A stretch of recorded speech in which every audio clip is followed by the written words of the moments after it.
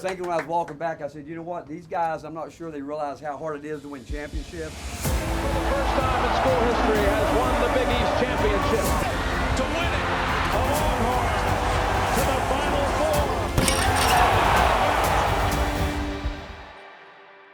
Four. Now you guys know how hard it is to do what we're talking about we want to do. Proud of all you guys, man. That's a great job. SEC champions. Yeah.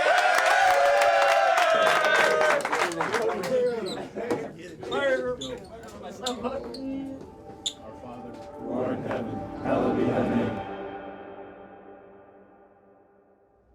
Thank you so much for doing this. Sure. Good to see you. Ready? Mm-hmm. Okay. My mother and father divorced. I was probably 3 or 4 years old, and there were 5 of us in our family, and our grandparents lived literally 200 yards down the street from us. After my father left, he stayed in touch. He obviously did his part from a child, paying child support, doing all that. I don't think he really wanted to leave, to be quite honest, but that's the way it worked out. I was kind of the guy that kind of went here, went there, everywhere. And for whatever reason, and I don't know the answer to this day, they never seemed to worry about me.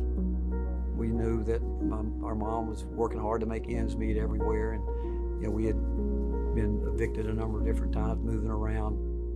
I was happy. I mean, I really was. And the thing that I hated was when school started.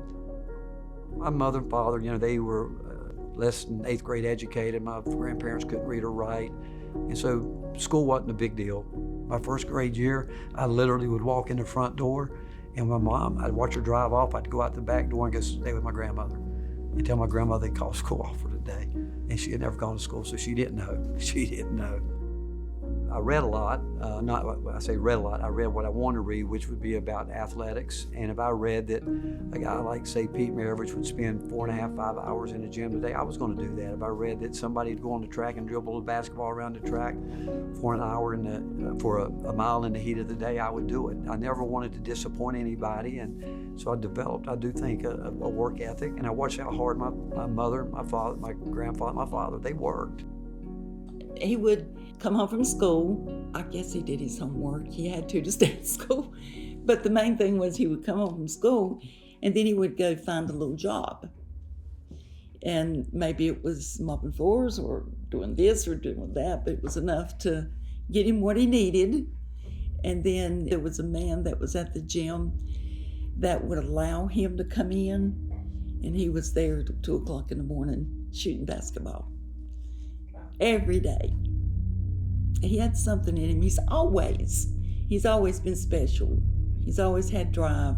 Of course, he lost his drive, when, I think, whenever Sandy was in the car wreck.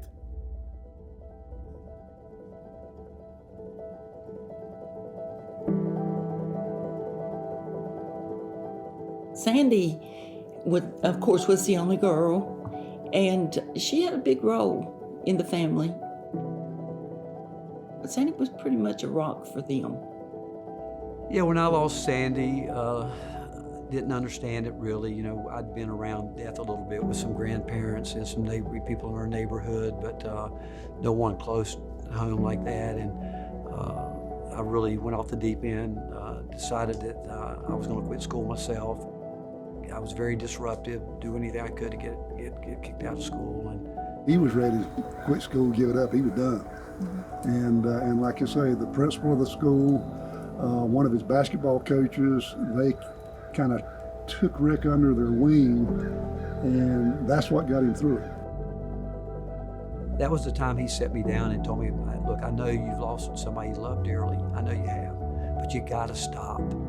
You're just out of control. You're just angry, and there's nothing anybody can do to help you because you're just so hard to get along with, and you're just angry. And I said, what do I need to do? He said, I want you to be who you really are. And he said, you're not a bad guy, but you're acting like a bad guy. In 9th grade, I had an incredible algebra teacher, Alice Watts. She was the first one that held me accountable. Miss Watts said to me, you're going to do your homework. I said, no, I'm not. She said, yes, you are. And she pointed to the back of the room. It was Bill Johnson. He said, you either listen to her and do your homework, or you won't practice today or tomorrow or the next day. She was the one that said if you'd buckle down one day, maybe you could go to college to play basketball. And I never thought about it. You know, I mean, I dreamed about being at that, but I never really thought it could happen.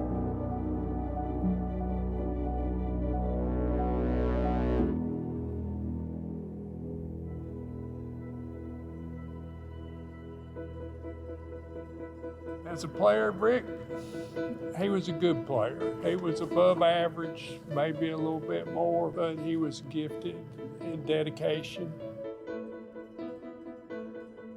Everything with him was basic, you know, and I think the basic part of him is still there. He's never flashy. You never see anything different. That's who he is.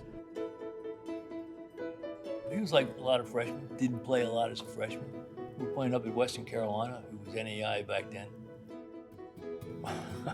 The horn goes off and I look over and it's Rick. And I'm like, what?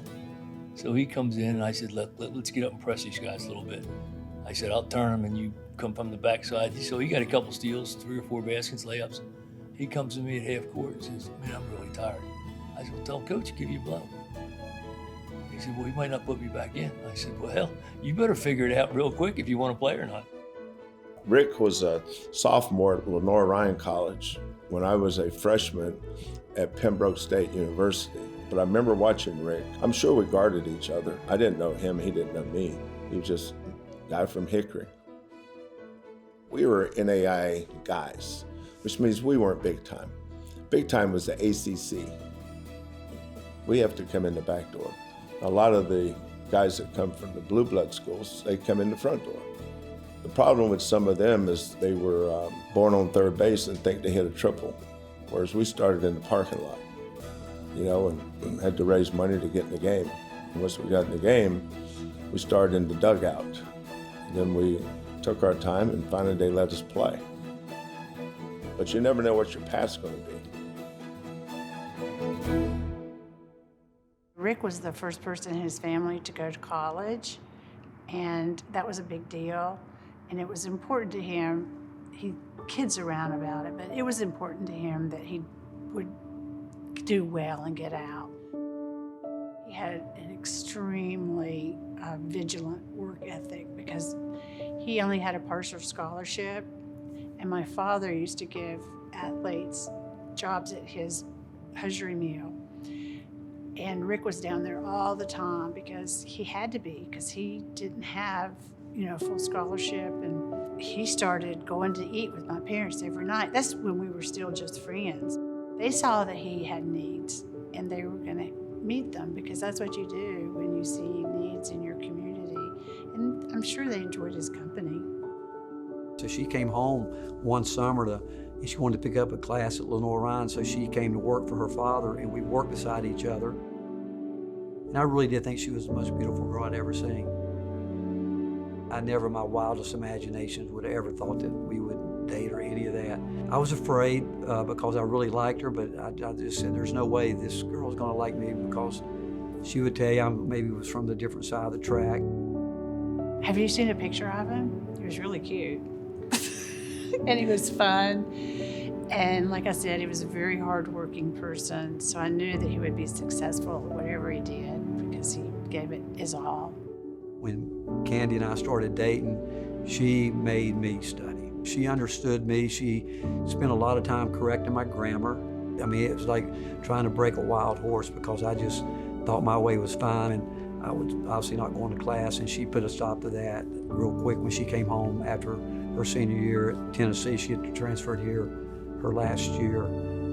I went from barely staying in college, where actually my last 2 years I made the Dean's List, and not the Dean's List, but I made a 3.0, and that to me would have been Dean's List for me. I mean, my dad grew up, like poor, like having to move houses every 6 months to avoid eviction. My mom grew up, sort of on the other side of town, country club kid. Parents were business owners and generations of business owners and leaders in the community. I don't think he really had seen the world at large that I had seen.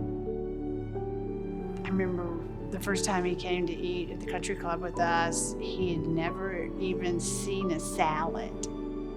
I think the fact that my mom was interested in him gave him so much confidence. He was very popular, but my mom was kind of like out of his league, and everyone said that. Like their families were like, to my mom, you cannot marry this guy, like, no. My dad was not happy when Rick asked him to marry me. He said, no, she's gonna marry a lawyer or a doctor. She's not gonna marry you. And that pretty much was what he said right up until the night before we got married. But then he kind of broke down and said, oh, I really do like you, Rick. When I graduated from college, my aspiration was, because of the influence that my 7th, 8th, and 9th grade teachers and high school coach and principal had on me, I knew I wanted to be a teacher. I wanted to coach, but I truly wanted to teach physical education. I did not want to be in the classroom teaching anything but PE, but I couldn't get a job. Paul Lavitt, who owned a hosiery mill there, who I'd gone in and actually insulated his entire hosiery mill for him the year after I graduated from college. When I was working at UPS, I was doing all these side jobs, and Paul actually asked me if I would work at North State Academy, and he would pay me a little bit of money to be the assistant coach there, and also pay me to work with his 2 sons. Mr. Lavitt, as a treat to us, invited us to go to the ACC tournament. So here we come to this moment in 1974. It was in Greensboro Coliseum. Beforehand, we stopped by where the NC State faithful were, and then we went over to the game, and I'd never been around that. Even growing up in, where I played, we didn't have any of that hoopla that surrounded it like that, but went and saw the game. The Wolfpack would go on to win the NCAA. And we walked out that night, and walking back to the car with Mr. and Mrs. Lavitt, and I said to my wife, man, I'd love to maybe get into college coaching. And she said, let's do it. We went back, and she helped me write a lot of letters to a lot of people trying to become a GA. Most of those places I wrote to at some point in time in my life, I had been offered the chance to be their head coach.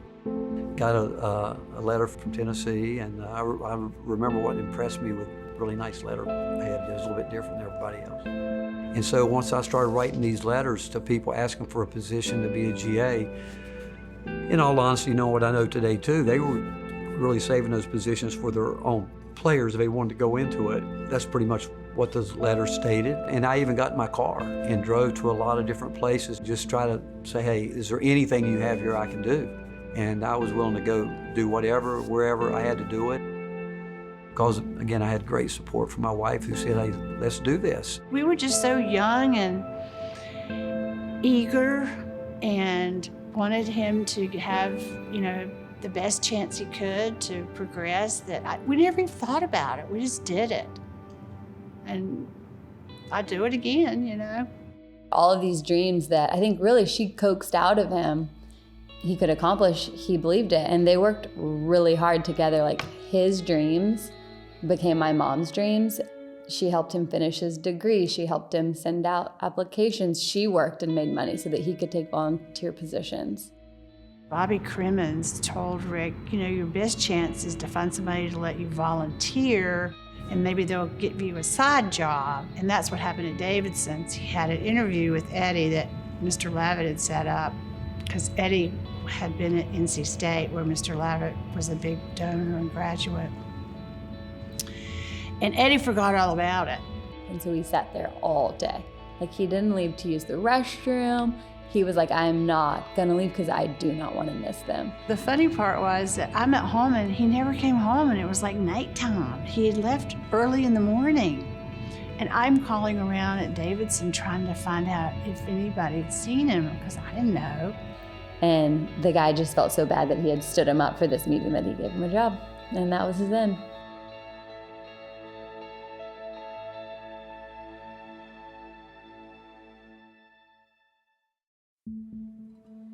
My dad was the assistant coach at George Mason. Then we went to Alabama. He was the assistant coach at Alabama for a year.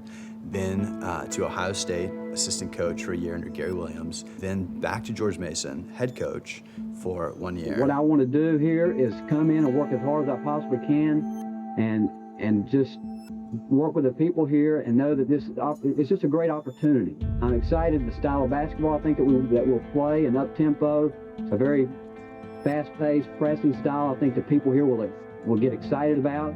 I think it's important more than anything else now that we get the community of Fairfax, the student body here, to really do well.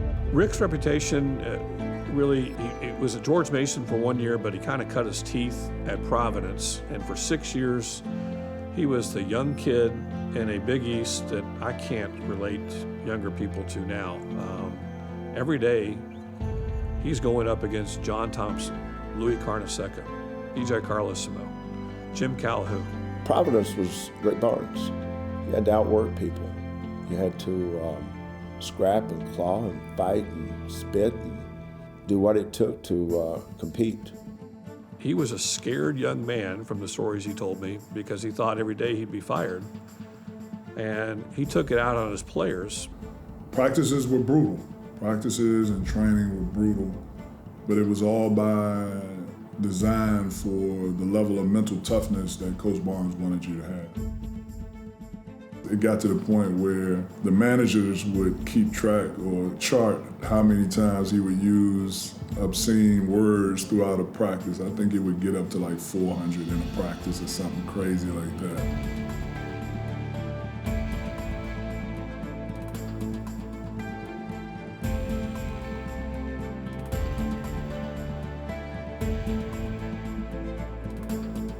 My senior year, we were on a run. One of the hottest teams in NCAA basketball. Ball game's over. Providence into the final. First time in the school's history. Coach Barnes was being talked about taking another job. He has not confirmed it, but obviously a great deal of talk about Rick Barnes leaving Providence after this season. One of the hot young coaches in college basketball. He's been every year there have been people after him. It may be the end when you think of it after the tournament for Rick Barnes. I think he's going to Clemson. I called the team meeting and I said, hey, I know you guys are wondering what Coach Barnes is going to do. I'm letting y'all know right now, Coach Barnes is gone. He's taking that job. But we got to finish this off and win it. The Big East was kind of his coming out party. People found out about Rick Barnes in Providence. Now all eyes are on Madison Square Garden as the Big East tournament champion is crowned.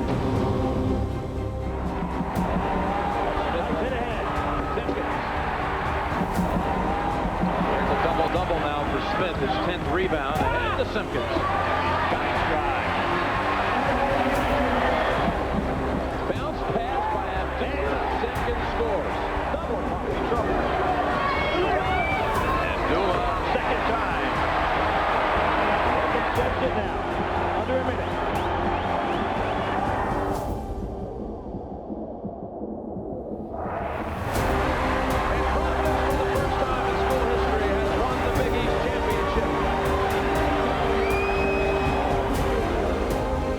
Providence needed Rick Barnes.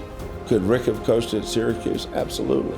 The guys that coach at a lot of those schools couldn't coach at Providence. Congratulations to all the Friars, and Rick, this meant a tremendous amount to you and your team, didn't it? Well, it really did, and I'm happy for these guys. The very first practice this year, they emptied a trophy case, and we've had an empty trophy case in Providence, and they said they were going to put something in it, and they did today. After committing coach, he went out there, he stuck with us, and he knew that we can do it, and we came out here, we played hard, and we done it. As soon as the game was over, it felt like a dream, but now I know it's true, because you know why? I took the trophy. Coach Rick Barnes, the school believed they had someone that could uphold the tradition for years to come. Unfortunately, like Pitino before him, his coaching success at PC would lead to bigger offers. Rick was put on this earth to fight as an underdog because that's where he came from. That's who he is. When he went to Clemson, took the same mantra. He's going up against North Carolina and Duke. The only way he could do was to be a little bit insane and, try to go to blows with Dean Smith. A moment ago, and look at Rick Barnes and Dean Smith in a shouting match, separated by Rick Hartzell and Frank Scagliano. He is challenging Mr. Ward's at the scorer's table, and his assistant coaches have to pull him back, and Lenny. Well, he's not supposed to be there. Rick Barnes is not supposed to be out of the coaching box. And now he's yelling at John Moreau, and he's gone.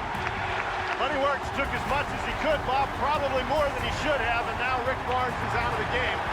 And it looked to me like he was trying to get thrown out of the game. There was a genius beside the insanity. He had to make Clemson relevant in a conference where it wasn't relevant to the likes of Duke, North Carolina, NC State, Wake Forest, etc., Maryland. So at both those stops, he was the low man on the totem pole in a league of greatness. 4 years at Clemson, he'd taken the team to the Sweet 16 when they were supposed to be the worst team in the ACC. My first impression was very positive. Rick is an easy guy to meet. I was trying to share with Rick the goal of an elite basketball program at the University of Texas, bringing in a coach that would create the right kind of culture to mentor young men. But I was really impressed because Candy was there. And to be an elite basketball coach, it is a team sport. And you better have somebody that's supporting you at home and with you. The hours are brutal, the pressure is brutal. And to see her there joining him for this interview really meant a lot to me. And it told me a lot about them as a couple. I went back and talked to the two colleagues I had with me, and I said, I think Rick's our man. If you would talk to his players that came in at Texas that first year in 98, 99, and even through probably the first 4, 5, 6 years he was there, you're talking 2.5 hour, 3 hour, every day. He'd max out the 20-hour work week. Let's just put it that way. My era was an intense Rick Barnes that used choice words, was really, really intense, and he didn't really care if you liked it or didn't like it. I mean, the expectations playing for Rick Barnes was tough. I mean, we was practicing for 3.5 hours. I think because he had just got to a Final Four, he was very determined and eager to get back. So everything was about winning. Everything was about everyone getting better. Rick Barnes, he's coached at Clemson and Providence, now his 5th year at Texas. He's never taken a team this far. This team is #1 in the South. Way outside, it's Brandon Mouton, and the three-point shot. Ford streaking in and scoring. Now getting to the Final Four, it's a matter of trying to change the culture from football, not necessarily football to basketball, but the fact that Texas can be both a football and a basketball school. 10 on the shot clock. Ford will take a 2. TJ Ford. Ford finds Harris. What a pass. The Longhorns to the Final Four. You better widen the dance floor. This is a big, bulky group of rebounders and scorers that are going to New Orleans. Everyone had a day where he would cuss you, he would yell at you, you couldn't do nothing right. I just was like, man, if he ain't yelling at you, then he don't really care about you. He doesn't see any potential. And that's kind of how I take it. So it's like, if he's yelling at you, then he must see something. Damian James, just a beautiful young man from Nacogdoches, Texas, came and was really struggling. I asked him one day, I said, Damian, how can I help you? And he put his head down and he was quiet for a second, and he finally looked up and he looked into my eyes. He said, Coach, it hurts me so much when you curse at me. And I told him I was sorry and told him I'd never do it again. The language that I used at that time, I'm ashamed of it today because, you know, I grew up in a family that we didn't do that. That kind of language was not acceptable, shouldn't have been acceptable to anybody, and furthermore, I wouldn't want it used around my children. And I didn't do it around my children. I didn't do it around anybody but with the team. And the people that were in that inner circle there with our program, I wanted to be the best coach. I wanted everybody to think I was a great coach. I wanted everybody to think whatever people in the world think about success. I looked at it totally out of the wrong lenses, and just wasn't where I needed to be. It wasn't where I needed to be as a father, a husband, really with the coach I needed to be. And so again, it goes back. I lost focus of who and what I really should be, and I say it all the time. I was a hypocrite, a phony, because I was acting one way, but inside I really wasn't that person. I just let it eat me up because I wanted to be so successful, and I've made it again about me as opposed to looking at each individual player and thinking to myself, what's best here? And it certainly wasn't what Damian needed to hear. The way he looked at me that day, it cut me deep in my soul. It really did. When we were in Austin, Rick had kind of gotten off track and wasn't going to church with us and wasn't really the person that he had been, and we were all very concerned about it. My dad just completely lacked inner peace. It was something almost the opposite of that, just kind of this combativeness internally, those around him, in his career, in his family relationships. In high school, I do remember my brother and I kind of talking to him about things we were concerned with, I guess, with him. I think we just didn't feel like he was pursuing his faith the way that we would hope that he would at that time. And so we, out of concern and love for him, we're like, we're gonna let him know that we think that. I really think it was mostly my sister, who is just the kindest, sweetest, gentlest girl, that when she came in from just, like the deep wells of a daughter's love for her dad, and essentially just said, like, Dad, like, I love you so much. You just have to know that if we were to die today, myself, Nick, Mom, like, we would all be in heaven, like, we would be with Jesus. It probably came out pretty sharply, and that's how he tells the story, at least. I think he says that I said you're gonna go to hell. Well, Carly's his little girl, his daughter. If his daughter says, I don't think you're going to heaven, Dad, that's big. I got upset with it because I knew they were right, and I went up to the top of the hill, cried a little bit, and I know they loved me dearly enough to tell me the truth, knowing that they knew me well enough to know that I had a pretty hot temper and not very patient, but they were willing to put all that on the line to tell me the truth, and with one thing in mind, that one day that we could all be together in heaven. I think that really was like the turning point moment of like him saying, I know that I am failing in all the things that actually matter in life. Like, I'm succeeding in all the things that culture would probably say matters and that gets celebrated, but in the things that actually matter, I am failing. And I need help, and I need God, and I need grace. And then I think as the jobs got bigger and as the pressure probably, I'm sure, got bigger, that did seem like, just the career was really all-consuming. I think it probably would be similar maybe to addictive behavior, towards just this thing in your life that becomes so all-consuming that your whole personhood is wrapped up in it, your sense of well-being, your sense of identity, where you're getting your affirmation and your drive, like it just all became around being a successful college basketball coach. I think that my dad really had that opportunity, that he had this sort of scale fall off the eyes moment midway through his career of like, oh my goodness, like, I want to be successful on the basketball court, but there's all of these other aspects that I want to be successful in my career, in these young men's lives, in the community. And he really did get a second act to sort of do it the right way, and then get to actually do that for years and years and years and see the fruit of that. I think that to me will feel like the main story. Like, he got to do it the right way. He got a second chance, basically. It's like the story of grace. His faith became really at the center of his life. I think when that really came out was when he left the University of Texas. The AD wanted me to change my staff, which he knew I wouldn't do.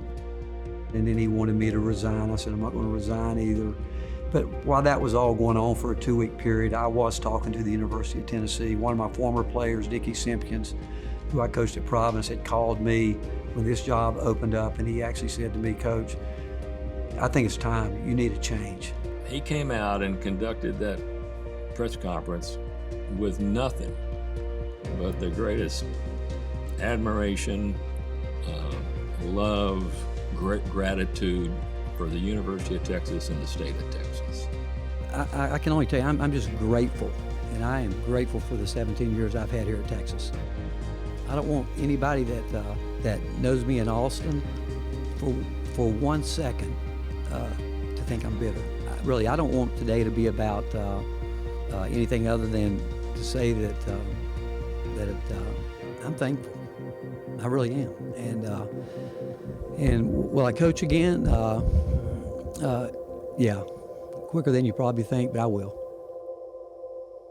I knew as soon as that press conference was over with, I was going to walk out the door, get on a plane, and fly to Knoxville, Tennessee, and assume this job. And looking back, there was no doubt in my mind it was all part of God's plan. And I believe that with my whole heart. My time was up there. Please welcome the 20th head men's basketball coach at the University of Tennessee, Rick Barnes.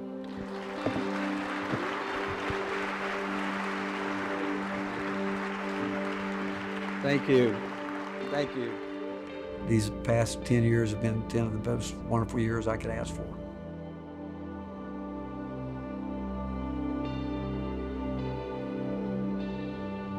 He had such a tough upbringing. He doesn't hide it.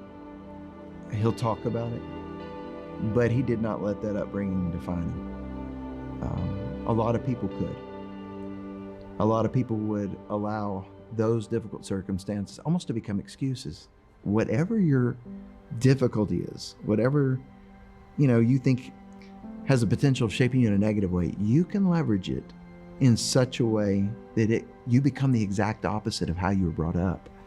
And you can let some tragedy ultimately kind of be a launching point to be used in a special way. And that's Coach. He's not a less passionate basketball coach. He's a more passionate basketball coach. I think that's a really neat thing about when you become a follower of Jesus. Like, Jesus might say, hey, like, basketball's become an idol, you need to lay it down. And like, I want you to walk away from this thing. But I think God saw, like, there is so much that I want to do in this person's life through this passion, basketball, that ultimately I've given them. I think what the transformation looked like sort of in my dad's life over the several years post the conversation was one of just the ability to acknowledge the things that I most want to be thriving in my life are not thriving. All the things that the career success that I've oriented myself wholeheartedly around has produced the success that I wanted. It's not satisfying me. All the things that I know would satisfy me have fallen into disrepair. I want to start living for these things. He loves talking about Jesus and sharing his faith and his faith journey. And that's why he feels that he's still here. That's why I feel I'm still here, because we want to give people the treasure of our lives, our Savior, Jesus Christ. And that is the most important thing to us. It's not about me, and when I made it about me, it was wrong. I believe in God's sovereignty. I believe that he knows everything. I know he's in charge of everything, and that gives me great peace. I know I got a job to do, and my job is to do everything I can to prepare, and then victory belongs to him, whatever that might be. And I truly believe that.